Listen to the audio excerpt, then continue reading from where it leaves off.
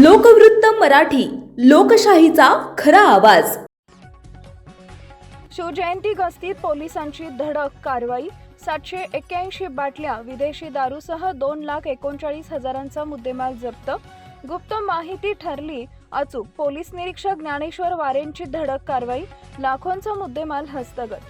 धुळे जिल्ह्यातील Shindkheda police station यांनी शिवजयंतीच्या पार्श्वभूमीवर सुरू असलेल्या विशेष गस्ती दरम्यान मोठी कामगिरी बजावत अवैध विदेशी दारू तस्करीचा डाव उधळून लावला.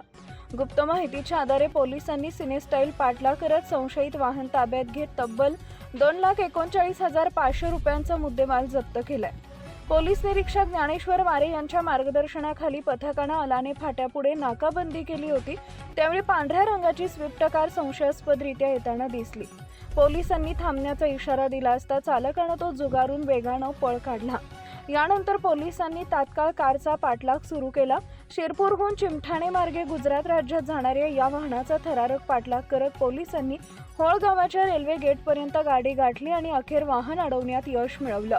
संशयित कारची झडती घेतली असता 5 ट्रॅव्हलिंग बॅगमध्ये अत्यंत शिताफीनं लपवून ठेवलेल्या रॉयल स्पेशल प्रीमियर विस्कीच्या तब्बल 781 सीलबंद बाटल्या आढळून आल्या.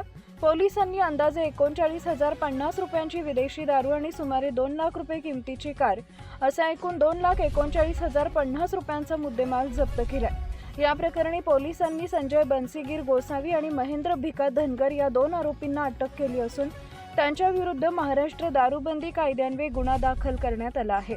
या कारवाईमुळे गुजरात राज्यात होणारी अवैध दारू तस्करी रोखण्यात पोलिसांना यश आलंय. सदर प्रकरणाचा पुढील तपास पोलीस हवालदार अखिल पठाण करत असून शिवजयंतीच्या निमित्तानं वाढवलेल्या पोलीस बंदोबस्तामुळे मोठी बेकायदेशीर तस्करी उघडकीस आली आहे. एकूणच शिंदखेडा पोलिसांच्या धाडसी आणि सतर्क कारवाईमुळे अवैध दारू तस्करांचा डाव फसला असून पोलिसांच्या या कामगिरीचं सर्वत्र कौतुक होतंय.